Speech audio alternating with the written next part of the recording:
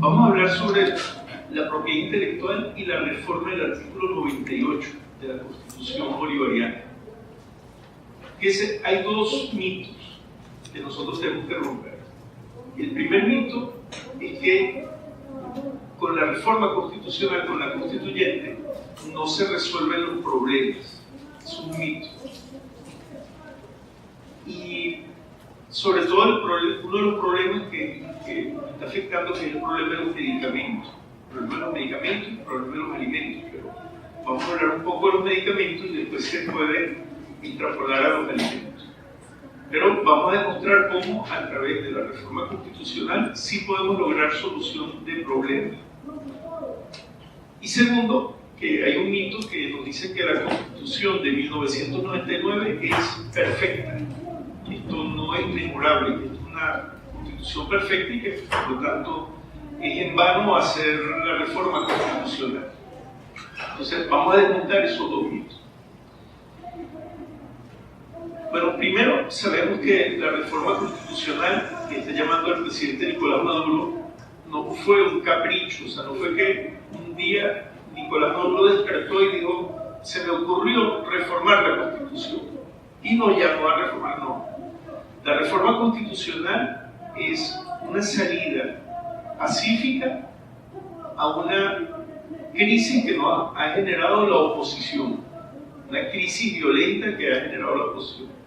Y es una salida legal, pacífica, para poder resolver las diferencias que hay con ciertos sectores, o para poder superar un momento económico difícil, del cual se aprovechó la oposición y se aprovecharon agentes internacionales petroleros para intentar tumbar el gobierno. Entonces, bueno, y es una salida bastante inteligente. Vamos a ver por qué nosotros creemos que la Constitución sí resuelve los problemas, o sea, la reforma constitucional. En el caso de los medicamentos tenemos problemas estructurales. O sea, ¿por qué no hay medicina? Bueno, no hay medicina porque no hay dólares. ¿Por qué no hay dólares? Bueno, no hay dólares porque cayó el precio del petróleo. ¿Por qué cayó el precio del petróleo? Entonces, si nosotros empezamos a buscar, nosotros entramos en un círculo vicioso y nos da la sensación de estar entrampados, ¿verdad? Porque verdaderamente nuestros problemas son estructurales. ¿Por qué yo digo que son estructurales? Y esto responde al modelo industrial que se ha montado a partir de la posguerra.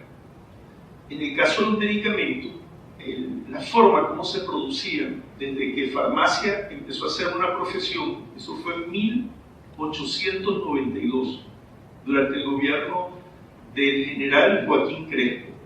Joaquín Crespo llamó a que se estudiara farmacia. Era una situación parecida a la de hoy día.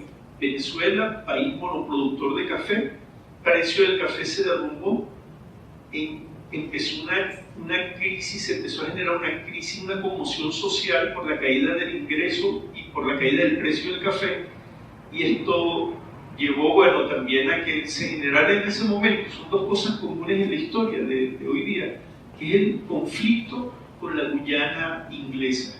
O sea, en 1892 cae el precio del café, Venezuela monoproductor de café. En 2016 cae el precio del petróleo, estamos hablando del año pasado. Y el otro hecho histórico que se repitió fue el conflicto con Guyana. Ahí comienza el conflicto con Guyana. Son cosas comunes en ambos momentos históricos.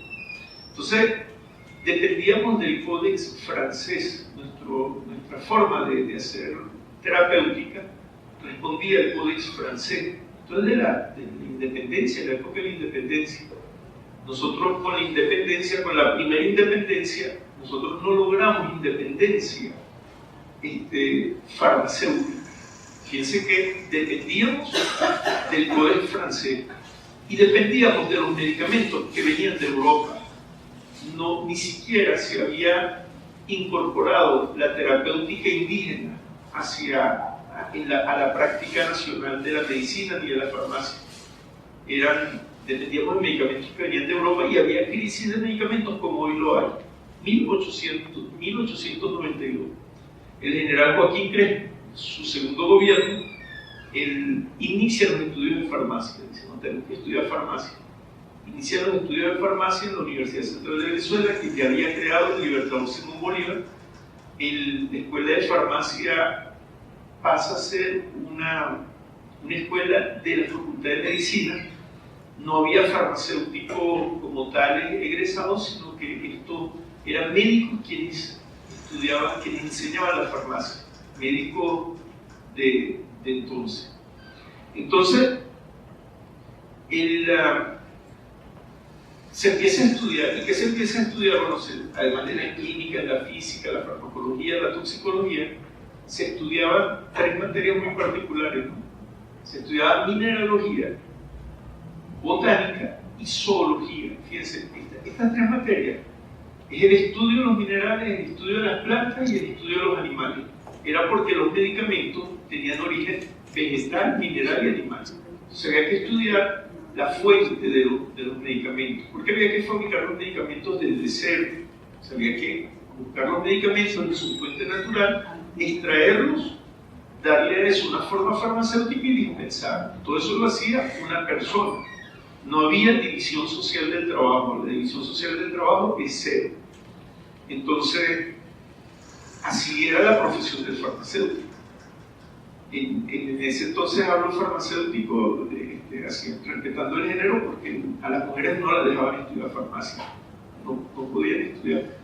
Hubo la primera mujer farmacéutica, se graduó en 1928 y bueno, y en el discurso de la promoción, el doctor que dio el discurso dijo, bueno, sí, es que las mujeres son buenas para estudiar farmacia porque como son dedicadas con las manos, entonces no rompen el instrumental, no dañan la balanza, etc. Entonces, por eso, pero que él aceptaba que las mujeres estudiaran farmacia, pero que no aceptaba que las mujeres le disputaran el voto al hombre en la plaza.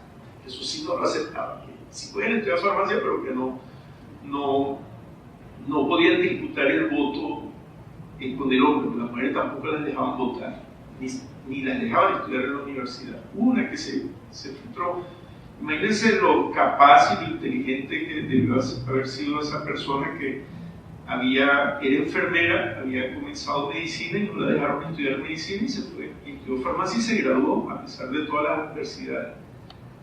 Luego, después no se registró, o sea, el ingreso de mujeres a la escuela de farmacia. Bueno, ese modelo de fabricar el medicamento de forma íntegra se mantuvo desde ese entonces, 1890, hasta 1941, esencialmente eso. Gobierno de Isaías Medina Angarita, plena Segunda Guerra Mundial, ya Estados Unidos se vuelve una potencia militar en el continente americano. La potencia militar, las empresas norteamericanas habían salido del territorio estadounidense para explorar lo que era el petróleo. Las petroleras habían salido a finales de 1800 y todo el principio del siglo XX, y habían salido también las empresas mineras, las extractivistas, o sea, eran esencialmente las empresas extractivistas las que habían salido de Estados Unidos y estaban sacando recursos de Latinoamérica. Algunas empresas como de construcción, como la que hizo el Canal de Panamá, también, ¿no? Habían salido. Pero las empresas de manufactura no, las ensambladoras de vehículos no, las farmacéuticas tampoco, las textileras tampoco, o sea, ninguna empresa de manufactura habían salido. Entonces, en la Segunda Guerra y posterior a la Segunda Guerra, se produce una expansión del capitalismo estadounidense hacia el continente americano. Ellos con un poder militar ponían, quitaban presidentes, obligaban a firmar tratados internacionales, obligaban a asumir legislación. Muchas de estas legislaciones en propiedad intelectual fueron asumidas en esa fecha, en mediados en la década de los 40, porque esas industrias se instalaron bajo la condición de que tenían que firmarse o promoverse leyes de patente, por ejemplo.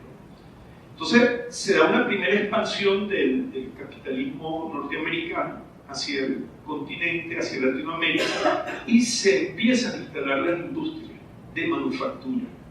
Pero esas industrias no fueron industrias que se instalaron de producción, sino de ensamblaje. Fueron industrias dependientes. Industrias, por ejemplo, los carros, venían todos los repuestos y se ensamblaban el carro. Entonces, todavía dependíamos de los repuestos, de las partes que venían de las casas matrices. Entonces, no teníamos total independencia, no es que fabricábamos carros, no, ensamblábamos carros. Y a partir de esa fecha, empezamos a ensamblar todo, a ensamblar, no a fabricar. Así como ensamblamos carros, empezamos a ensamblar medicamentos. Traíamos la materia prima, los excipientes, el empaque, y lo ensamblábamos aquí. Y salíamos con una caja. Entonces, claro, ese farmacéutico, el viejo farmacéutico que necesitaba, que sabía extraer los principios activos desde su fuente natural, ese no le servía a la industria, porque es una industria de maquila, de ensamblaje. Entonces, hubo cambios de reformas curriculares importantes en las universidades y los pensum cambiaron. Entonces, ya esas materias botánicas, zoología, mineralogía empezaron a desaparecer, le dieron poca importancia y surgieron materias de especialización, tecnología farmacéutica, control de calidad, esas materias especializadas, donde no nos decían, o sea, hacer cápsulas, no, nosotros no hacemos la cápsula, ni siquiera la cápsula vacía la fabricamos. Ni el principio activo que va en la cápsula, ni el diluente, o sea, ni siquiera el almidón que lleva con que se mezcla el principio activo para llenar la cápsula. O sea, nos enseñaron a llenar la cápsula, comprar la cápsula vacía, comprar el principio activo, comprar el excipiente, llenarla de diferentes métodos y empacarla y dispensarla. O sea, eso es lo que se volvió la industria. Esa industria usaba mucho la mano de obra, era femenina. Y ahí fue donde les permitieron a las mujeres entrar a estudiar a la universidad. En 1941 se crea la Facultad de Farmacia, se le da farmacia a la facultad, y las mujeres empezaron a estudiar masivamente en la universidad, fue justo en la carrera de farmacia. Que una relación que todavía se mantiene hasta estos días, o sea, una facultad que es principalmente de mujeres. Y no es que es ahorita así, sino que lo fue desde que se creó esa facultad, porque los laboratorios necesitaban mujeres, o sea, para maquilar los medicamentos. Entonces, fíjense, durante toda esa época, toda la década de los 40, la década de los 50, la década de los 60, 70 y 80, todas esas décadas, nuestra industria que nosotros instalamos fue una industria de ensamblaje, y empezamos a ensamblar todo. Es una industria dependiente. Siempre necesitamos divisas para comprar materias primas y ensamblarlas aquí. Pero dejamos de ensamblar, no solo ensamblamos medicamentos, vehículos, sino que ensamblamos pollos. ¿Cómo se ensambla un pollo? Bueno, se compra el pollito bebé, que efectivamente ahorita se compra, o el huevo fertilizado, se importa, viene en avión. Se compra la vacuna, se compra el alimento, se importa el alimento, se importa la máquina que lo beneficia, se importa el gas que lo refrigera, el camión que lo distribuye, o sea, todo es importado. Entonces decimos, producimos pollo, no producimos pollo, nosotros ensamblamos pollo, pero también ensamblamos arroz. ¿Cómo ensamblamos arroz? Bueno, compramos la semilla, cada año hay que comprar la semilla con que se va a sembrar. No es que de un año tomamos semilla, no, todos los años hay que comprar la semilla. El agroquímico, el fertilizante, el tractor, la máquina trilladora, todo eso es importado. Y entonces nosotros lo que hacemos es poner una parte de la bolsa, porque parte de los componentes de la bolsa son también importados. Y decimos, es que producimos arroz, no, ensamblamos arroz. Nosotros no lo producimos, lo ensamblamos. Entonces, fíjense qué problema tenemos. Tenemos un modelo industrial implementado de los años 1940 hasta finales de los 80, 89, 90, cuando cae el bloque soviético. Fíjense cómo son los hitos históricos, ¿no? O sea, hay un hito en la Segunda Guerra Mundial.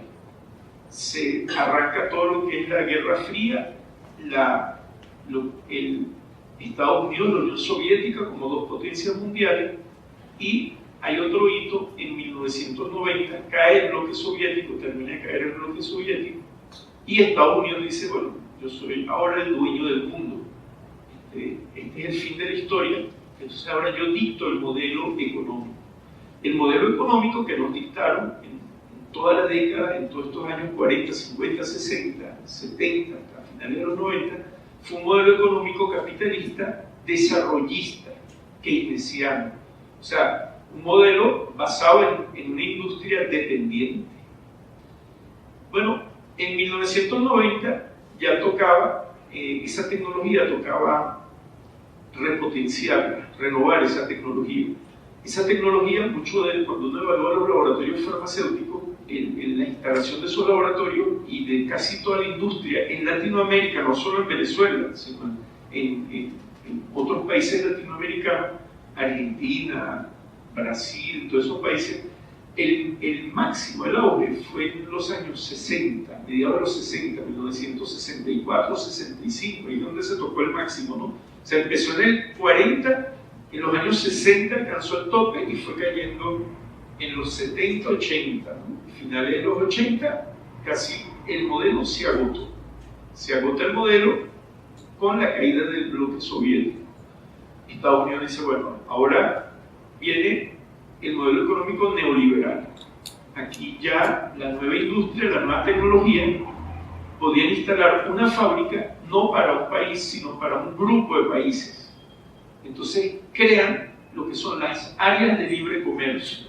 Entonces agrupan, el área andina agrupa Venezuela, Colombia, Perú, Ecuador y Bolivia. Esos 5 países andinos los agrupan en una comunidad que llaman la Comunidad Andina de Naciones, o lo que fue el Pacto Andino. ¿Recuerdan? ¿No? Se firma el Pacto Andino, crean una comunidad, liberan los aranceles entre las fronteras, o sea, las mercancías podían pasar libremente entre un país y otro, y seleccionan a Colombia como centro industrial. Y toda la industria nueva, o sea, arranca en Colombia. Todas las farmacéuticas se fueron de Venezuela, cerraron las plantas aquí, las nuevas plantas con la nueva tecnología se instaló en Colombia. Y ahí empezaron a maquilar para producir, para enviar, venderle a Venezuela, Perú, Ecuador y Bolivia, el resto de los países andinos. También crearon otra área de libre comercio, que es el Mercosur, donde agruparon Brasil, Uruguay, Paraguay y Argentina. Industrializan Brasil y se desindustrializa Argentina, Uruguay. O sea, los otros países que estaban industrializados también pasan por un proceso de desindustrialización. Nosotros sufrimos el proceso de desindustrialización en 1990. Comenzó la desindustrialización en el 94, ya casi todas las transnacionales habían migrado a Colombia en el 94. Entonces, bueno, 95 ya hablamos, el chavismo llegó en el 98, o sea que ya la desindustrialización había sucedido. O sea, no fue que la industria cerró porque llegó el chavismo, no, la industria cerró cuando firmamos el Pacto Andino, cuando firmamos la Comunidad Andina de Naciones que liberamos los aranceles. Y entonces ahí es donde se produce la desindustrialización. Cuando se acabó el hecho en Venezuela, que la oposición le reclama al chavismo, que acabó con el hecho en Venezuela, no. Quien acabó con el hecho en Venezuela fue Carlos Andrés Pérez. O sea, el segundo gobierno de Carlos Andrés Pérez y después el gobierno de Candela. Esos fueron los que firmaron luego el acuerdo de libre comercio con la OMC, la Organización Mundial de Comercio, que liberaron los aranceles y entonces empezaron a entrar los productos importados y la industria nacional, bueno, fue mudada, fueron creados esos centros industriales. El otro centro industrial, la otra área de libre comercio fue el TLC entre Canadá, Estados Unidos y México. Y muchas ciudades canadienses se desindustrializan, ciudades norteamericanas y estadounidenses también, y se instala la maquila en México. todo eso se da. Entonces los centros industriales era México para el norte, Brasil para el sur, ¿no? Y para el área andina, Colombia. Son los países industriales, los centros industriales que montó Estados Unidos. Y entonces nos condenaron allá a comprar el producto terminado. O sea, ya ni siquiera nos dejaban ensamblarlo aquí, sino el producto terminado. Entonces, todos esos cambios se dan por cambios legislativos. O sea, cambios constitucionales, hay cambios constitucionales, cada vez que cambia los pensum, hay cambios en las leyes orgánicas de educación. O sea, los grandes cambios en los programas universitarios es porque se dieron cambios en las leyes orgánicas, y eso lleva luego a cambios en los programas y a reformas universitarias, pero se dan cambios legislativos. Se crea, por ejemplo, el caso, nuestra ley de propiedad industrial es del año 1954, o sea, pleno proceso de industrialización desarrollista. Luego, en el 94, cuando se cae la industrialización, asumimos las leyes de la CAN, de la Comunidad Andina de Naciones, la decisión 486 de la ley de propiedad industrial. Entonces, fíjense que ahí se dan cambios legislativos, leyes que prohibían, por ejemplo, sacar medicamentos genéricos. Entonces, claro, el tema de la Constitución, las reformas constitucionales, el cambio constitucional, significa cambios estructurales. Cuando cambiamos la Constitución, eso da pie luego a que se den cambios de leyes, nuevas legislaciones. Entonces, estamos cambiando la estructura del Estado. Entonces, nosotros, para resolver un problema definitivamente, necesitamos hacer cambios estructurales. Porque otro tipo de cambios son cambios momentáneos, cambios paliativos. Por ejemplo, ¿cómo hacemos para que haya medicamentos? Bueno, le damos los dólares a los laboratorios para que importen, se queden con una ganancia y nos pongan los medicamentos ahí caros como toda la vida. Y el año siguiente, bueno, volver a darle los dólares. Y volver a darle los dólares, y volver a darle los dólares. El problema se presentó cuando cae el ingreso petrolero, que no teníamos los dólares. Para tener arroz, bueno, dólares para comprar la semilla, el agroquímico tal. Y el año que viene, otra vez dólares para comprar la semilla, el agroquímico. Bueno, cuando hay dólares, entonces no hay arroz. Entonces fíjense que si nosotros no cambiamos, no resolvemos el problema desde su estructura, o sea, desde el modelo, no tenemos soluciones definitivas a los problemas. Y la constituyente es una oportunidad para hacer cambios estructurales en nuestra sociedad. Por eso es que la constituyente sí es una solución. Y no es como ellos dicen que no soluciona, sí soluciona. Y soluciona de forma definitiva porque los cambios son estructurales. Ahora vamos con el otro mito, de que ellos dicen que la Constitución del 99 es una constitución perfecta. Y les voy a contar una anécdota. Yo fui director del SAPI, Servicio Autónomo de la Propiedad Intelectual, primer farmacéutico que llega al SAPI, nombrado por la doctora Adina Bastidas. Me nombró 2 días antes del golpe de Estado. Me nombró el 9 de abril del 2002. A los 2 días ya le habían dado el golpe de Estado a Chávez. Yo siempre pienso que fue por culpa mía, ¿no?, que le dieron el golpe de Estado. No fue por culpa mía, pero casi que era por culpa mía que le dieron el golpe de Estado.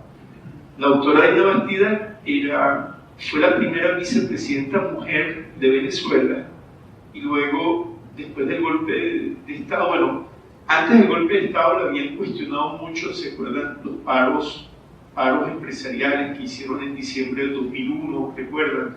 Y entonces la cuestionaban y decían, ella llevaba las 49 leyes habilitantes. Ella fue la que gestionó todas esas leyes, la ley de tierra, la ley de pesca, la ley de transporte, la ley de cooperativa, todas esas leyes que dieron un cambio en el sistema revolucionario. O sea, porque antes del año 2001, la ley de hidrocarburos, o sea, Chávez había llegado, tuvimos la constituyente y teníamos una nueva constitución, pero no había cambios reales, hasta que no cambiaron las leyes, vinieron las leyes habilitantes. Y a raíz de eso nos dieron el golpe de Estado. No fue porque me nombraron a mí en el SAPI, ¿no? Miren qué creído soy yo. Bueno, a Dina llevó todo eso, a ella la protestaron, entonces para bajar un poco la presión, a ella la ponen ministra de Producción y Comercio, y es cuando ella me nombra director del SAPI. Fíjense, yo les voy a explicar rápidamente qué es esto que llaman la propiedad intelectual. La propiedad intelectual es como la propiedad intelectual como tal no existe, ¿no? Hay dos disciplinas. Una es, o dos legislaciones, una es el derecho de autor, que es un derecho cultural, fíjense que y tiene una ley, y la otra legislación es la propiedad industrial, que es una legislación que regula las marcas y las patentes.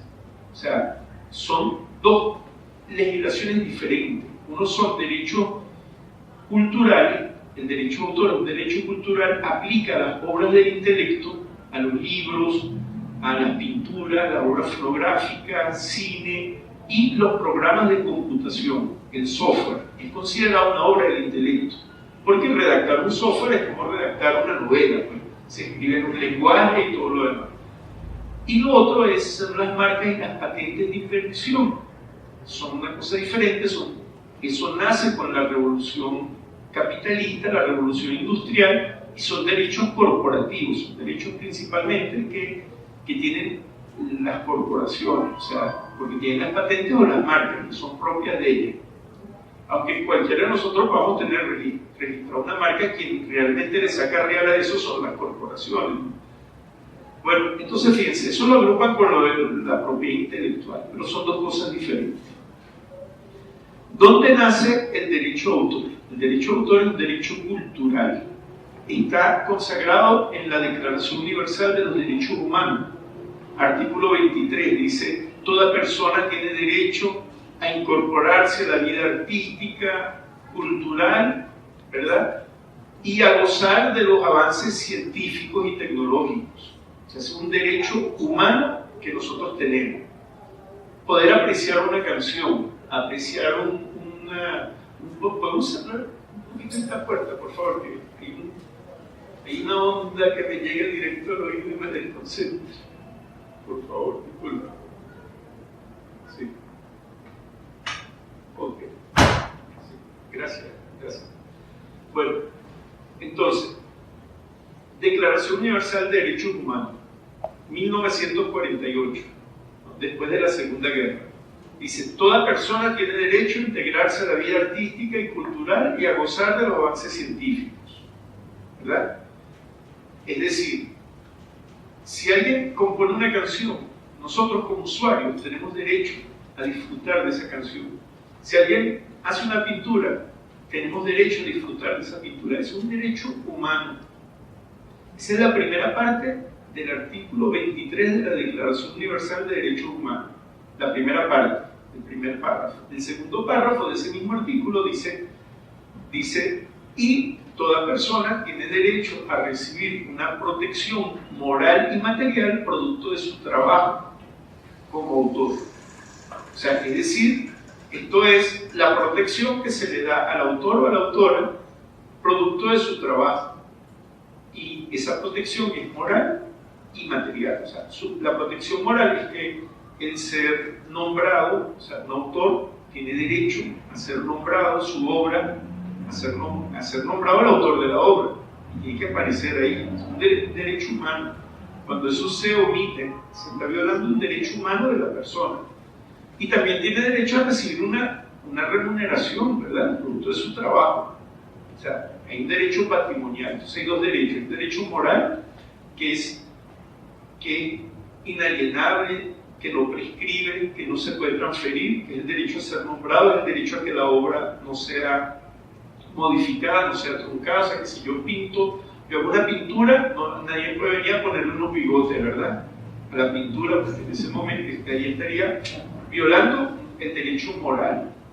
Si yo escribo un artículo, ¿verdad?, no puede venir el editor a cambiarme el artículo, ¿no?, porque está violando un derecho moral. Sin mi permiso no lo puede hacer, porque estaría violando un derecho moral, estaría dando otro sentido al artículo. Y eso se hace mucho, ¿verdad?, cuando se titula.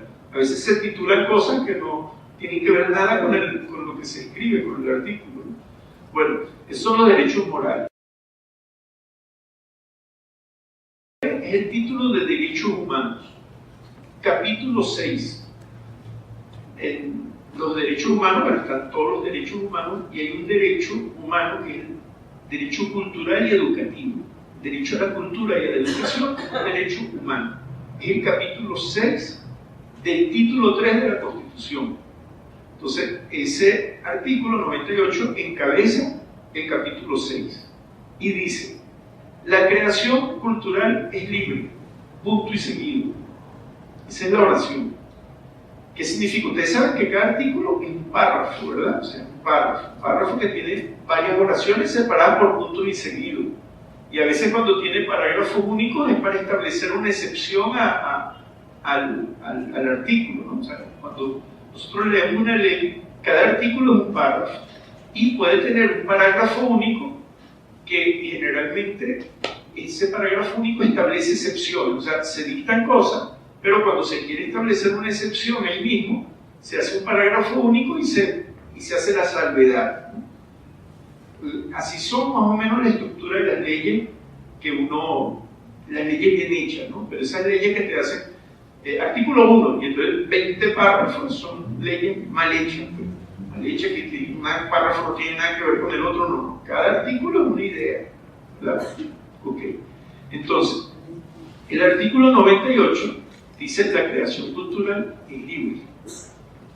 Y de ahí en adelante, ¿qué debería decir en el resto del párrafo? ¿Cómo es que es esa libertad, verdad?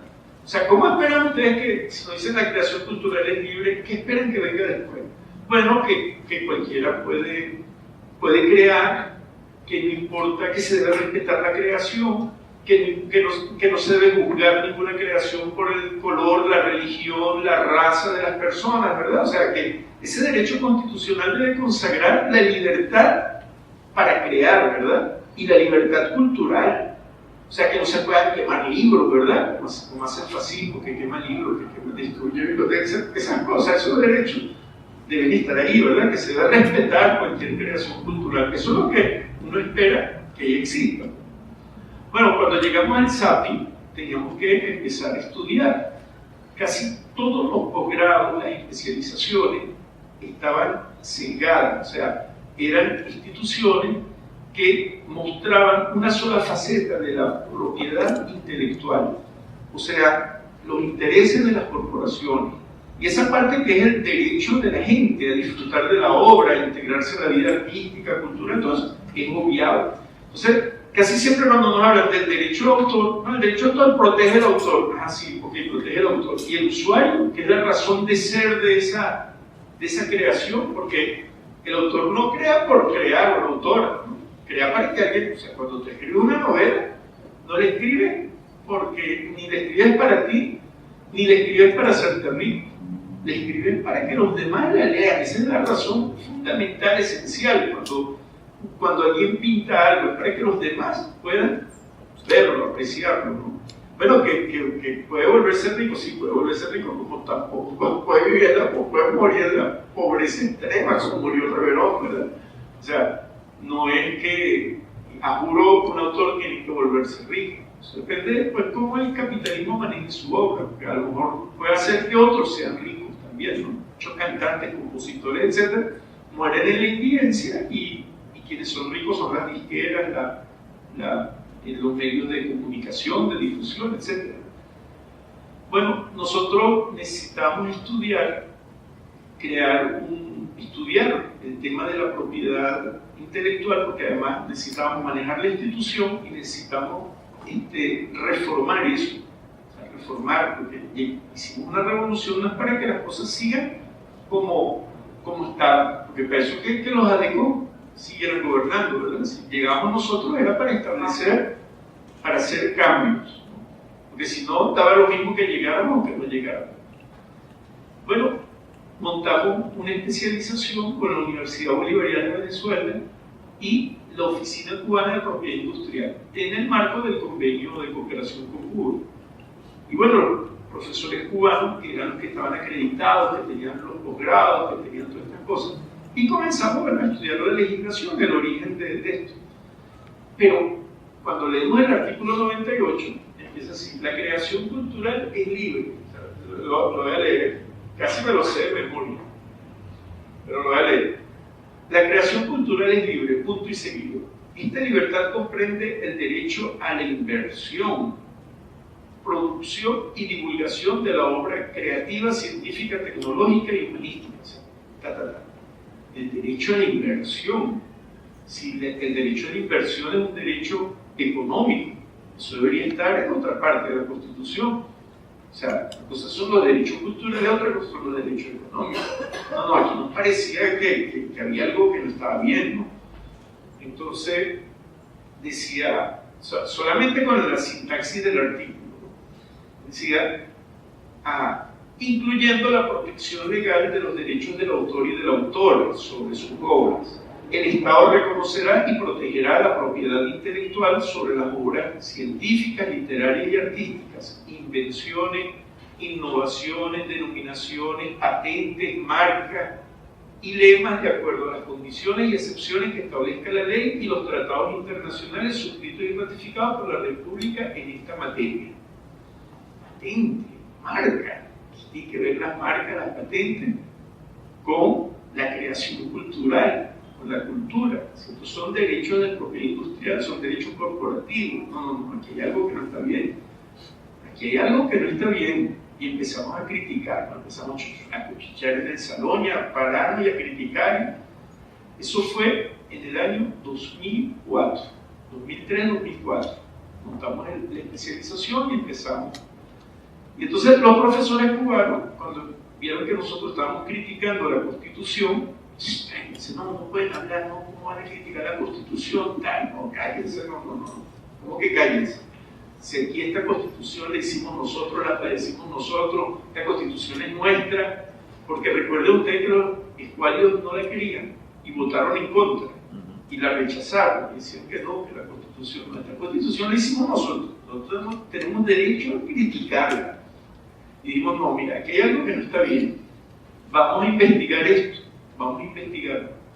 Y propusimos que el tema del artículo 98 fuera una tesis de grado, fuera un tema de tesis de grado, porque en la especialización había que hacer una monografía, y que fuera el tema una monografía.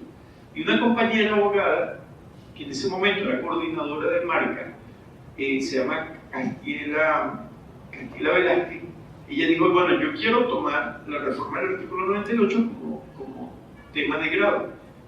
Y entonces ella comenzó a hacer la investigación. ¿Dónde empezó la investigación? En el diario de debate de la Asamblea Nacional Constituyente. Ustedes saben que todo lo que se dice ahí se graba y luego se transcribe. Y están los diarios de debate de la Constituyente. Reposaban en la Asamblea Nacional. ¿Quién nos facilitó el diario de debate? Nos lo facilitó Vladimir Villegas. Vladimir Villegas era secretario de la Asamblea Nacional. Vladimir Villegas fue constitucionalista junto con Otaiza, junto con Nicolás Maduro, junto con Desiree Santos, eran por Caracas los 5 constituyentistas, y recuerdo que el otro era, no sé si era, el otro constituyentista era Ernesto Alvarenga, no recuerdo bien, no recuerdo ahorita, porque eran 5 constituyentistas. Era, yo me acuerdo, Otaiza, Maduro, Vladimir Villegas, Desiree Santos y creo que era Alvarenga, si mal no recuerdo, era Ernesto Alvarenga. Bueno, recuerden que Vladimir y Aristóbulo se fueron del PBR, ¿no? O sea, se fueron del Polo Patriótico, y Aristóbulo se lanzó como diputado por el circuito 2, creo, y le dijo al presidente, al comandante Chávez, que se había formado una lucha, ¿recuerdan, no? Y después, bueno, llegó a ser vicepresidente de la República. Y el Cardenal le dijo al comandante Chávez que era una gallina, llegó a ser gobernador del proceso, ¿no? Un proceso loco. Bueno, Vladimir también se había ido y se lanzó como alcalde de Caracas y perdió contra Freddy Bernal. Y Vladimir venía del Partido Comunista, luego la Causa R, Patria para Todos, había sido diputado en el Congreso de la República, y bueno, y era muy popular, y pensó que iba a ganar la alcaldía. Pero bueno, Freddy Bernal no lo conocía absolutamente nadie. Me acuerdo que Freddy Bernal, cuando íbamos a San Agustín y subimos al tanque y Fray Bernal iba, y como yo era alto y barbudo, la gente creía que yo era Fray Bernal. Este es Fray Bernal, no, Fray Bernal es el chiquito, ¿verdad? Nadie lo conocía. Fíjate que Fray Bernal arrasó en las elecciones y Vladimir Villegas perdió las elecciones al alcalde de Caracas, alcalde de Libertador. Pero luego, bueno, se produce la reconciliación y se incorpora al proceso. Y entonces Vladimir le dieron un cargo administrativo, el secretario de la Asamblea Nacional era un cargo administrativo, un cargo de elección popular. Él nunca lo eligieron como diputado, es un cargo administrativo, un empleado de la Asamblea. Bueno, Vladimir nos facilitó el diario de debate de la Constituyente. Bueno, ahí usaron un cullero, porque saben que esa gente ahí en el calor de la discusión se les olvida que lo están grabando, ¿no? Y entonces ahí se les empieza a ir el yoyo, ¿no? Porque se les olvida que están siendo grabados. Y todo eso se transcribe.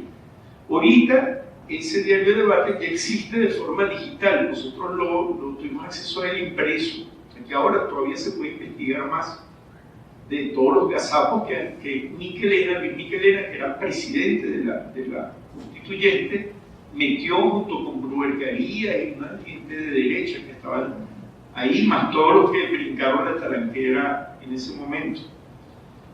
Bueno, resulta que cuando empezamos a ver, el artículo original lo había redactado el poeta Gustavo Pereira, un intelectual, poeta de Nueva Esparta, Margarita, y no había ninguna inversión, nada, era invención.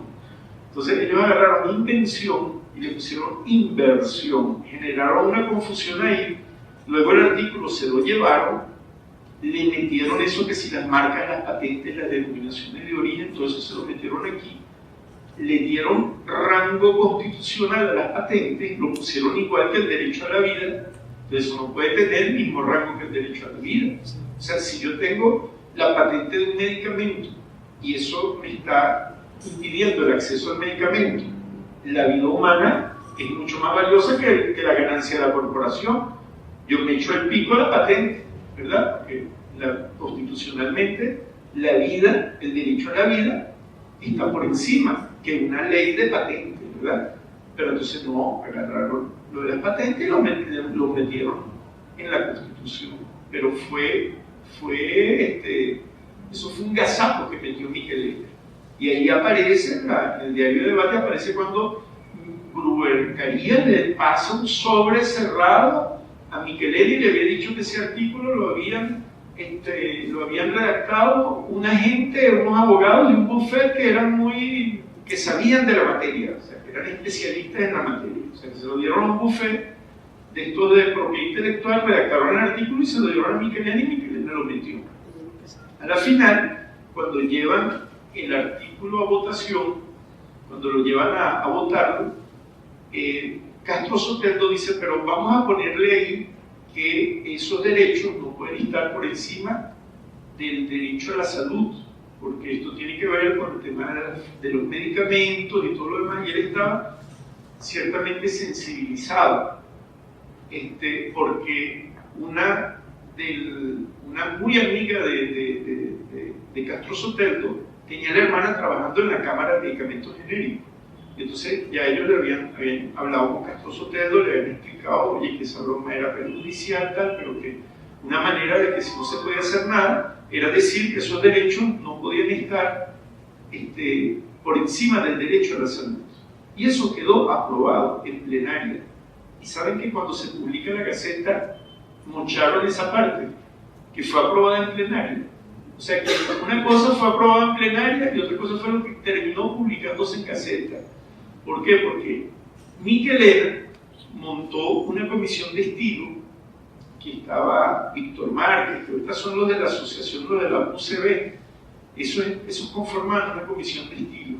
Y esos agarraban el diario de debate y que después, para corregirle la ortografía, fueron los que redactaron la Gaceta. Y ahí hubo muchas diferencias entre lo que se publicó, lo que se aprobó en plenaria, que está en el diario de debate, y lo que salió publicado en Gaceta.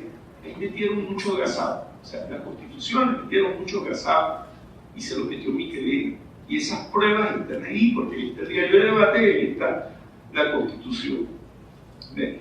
Entonces, fíjense, ¿qué hicieron? Bueno, primero, en vez de otorgar el derecho de la creación, el derecho humano a las personas, metieron personas jurídicas. Entonces, resulta que ahora el RCTV tiene derechos humanos. Violación de derechos humanos de RCTV.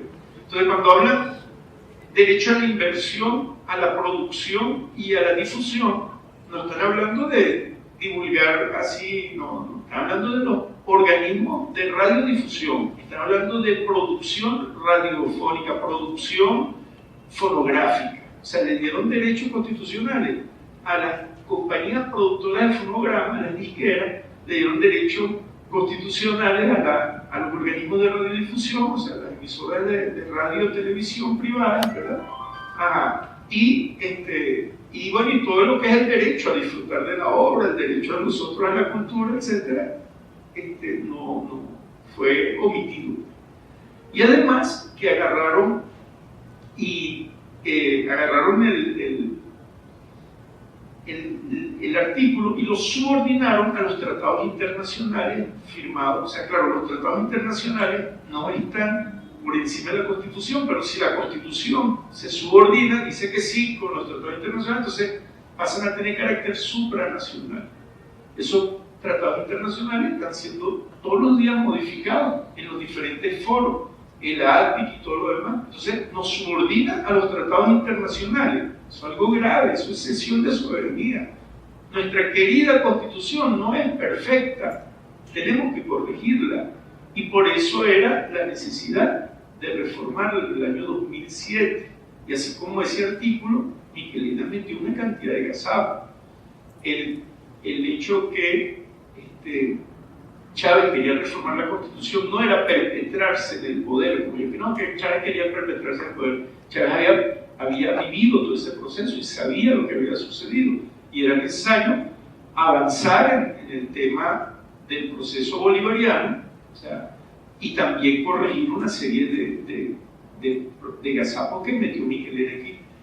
Entonces, lo otro es que, fíjense que nosotros logramos, a través de la Ley Orgánica del Trabajo, que cuando se generan derechos intelectuales producto bajo una relación laboral, ustedes saben que ahorita con la Constitución y la Ley de Derecho de Autor de 1993, hecha por el bufete Antequera París durante el gobierno de Carlos Andrés Pérez, 92, 93, por ahí, 92 creo.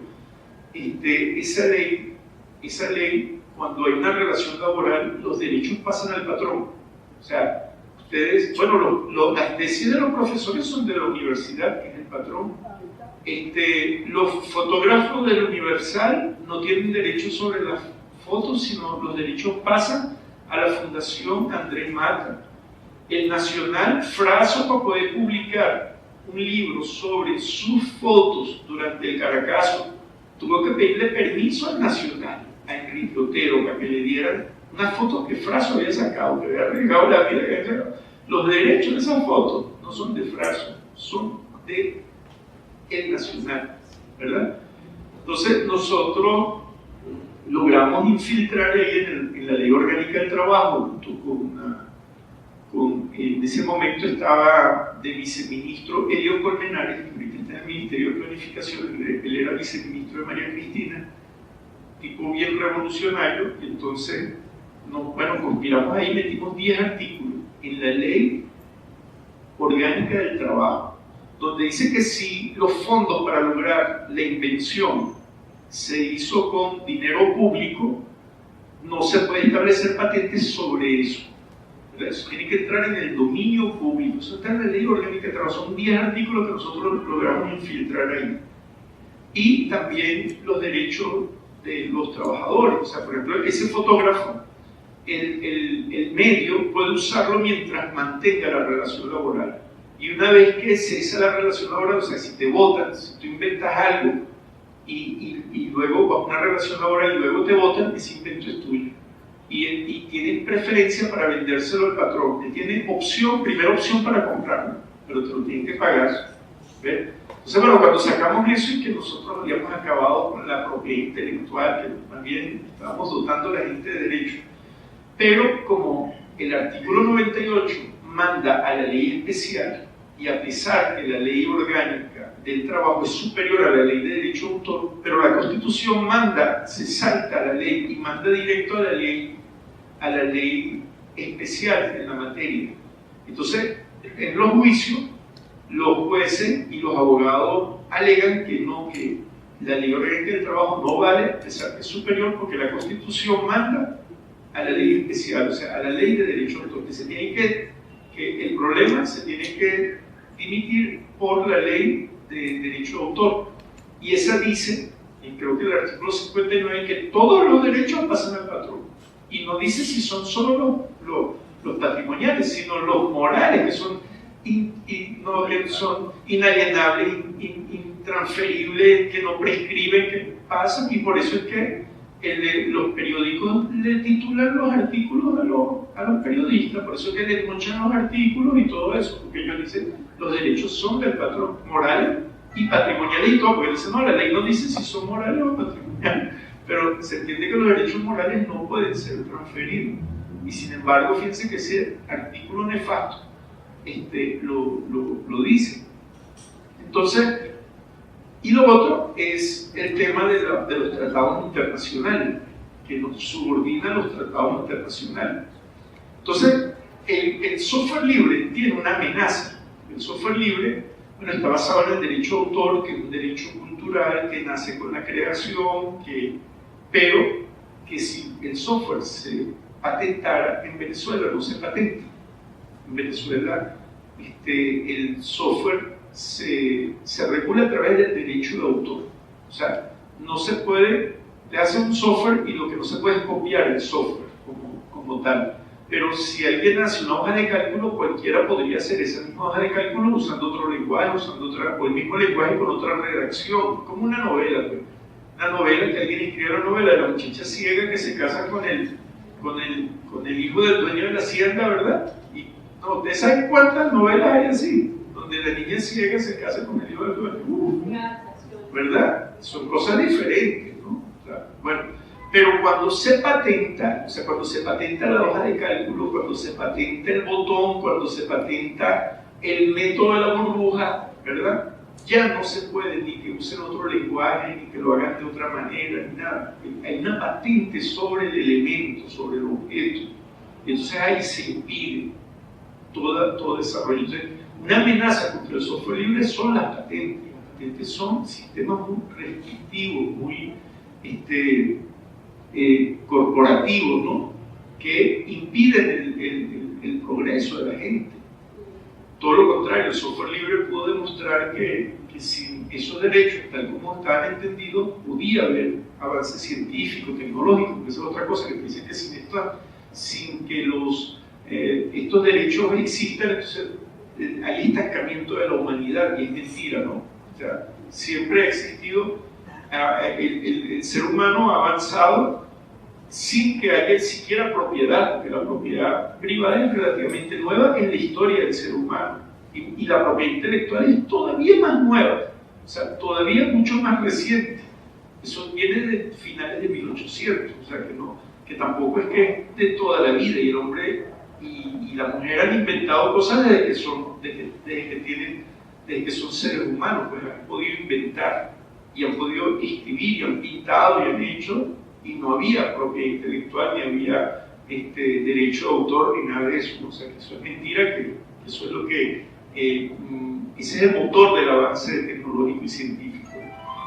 Entonces, fíjense, bueno, cuando el presidente Chávez en el año 2007 dijo hay que reformar la Constitución, porque la tesis se publicó y como era una crítica a la Constitución, y no se podía permitir criticar la Constitución, entonces la tutora cubana suavizó la tesis, ya no era sobre el artículo 98, sobre el gazapo constitucional, sino que era un análisis de cómo la propiedad intelectual había evolucionado. Entonces ponía a Castiela a analizar desde la primera Constitución venezolana, hasta la última, hasta la del 99, cómo era la propiedad intelectual y establecer diferencias, ¿no?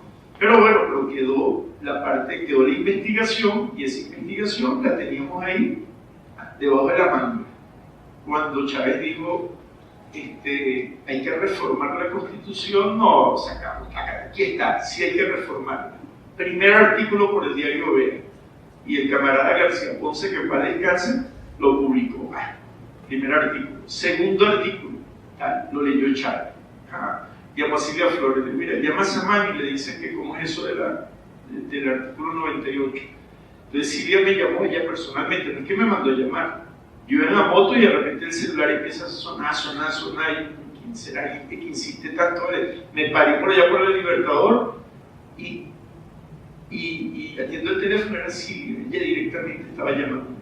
Mira que el comandante dice que te vengas para acá a la Asamblea y que nos expliques cómo es eso del artículo 98. Fui, estaba ella y Darío Viva, y les expliqué y le di los argumentos y todo lo demás. Y bueno, tienen que venir aquí, meter la solicitud como todo el mundo de la reforma, como una iniciativa popular. Metimos la iniciativa y luego el comandante Chávez, recuerdan que dividió, porque como hubo tantas propuestas, se generó como una confusión, y entonces para simplificar las cosas dijo, bueno, mira, vamos a dividir en bloque A y bloque B. ¿Ustedes recuerdan eso? En el bloque A eran los artículos que había propuesto Chávez de la reforma, más 6 artículos que tomó de las propuestas populares. El artículo 98 entró en el bloque A, porque realmente era una corrección, o sea, había que corregir eso que había, ese defecio que había metido Miquelena ahí. Y después el bloque B. Bueno, yo estaba que no podía ni que el mundo era el suelo, ni me estaba volando pues, de la alegría y de la emoción que había, que el artículo 98 había quedado en la reforma constitucional. Lamentablemente por la tradición por la que pasamos en ese momento, la conspiración, la guerra económica, porque recuerden que para ese entonces no había leche, ¿verdad? La Nestlé empezó a acaparar la leche en el propio puerto y todo lo demás. Bueno, perdimos por un rango muy bajo la reforma constitucional. O sea que sí hay una necesidad de reformar la Constitución. Entonces, fíjense, claro, todo fue tan rápido, no pudimos, con los cultores, no pudimos llegarle a los cultores, porque esto es algo que toca mucho, porque una vez reformado ese artículo, tenemos que hacer que en la ley los derechos de autor sean solo para personas naturales, y que la persona natural no la puedan obligar a transferirlo, que solamente que si va a haber una disquera, que la licencie la disquera, y por tiempo definido, de manera que ese derecho siempre quede con el autor. O sea, yo tengo una editorial, bueno, entonces yo hago un contrato para que la editorial publique una edición, 2 ediciones, pero no es que le voy a ceder mis derechos a la editorial.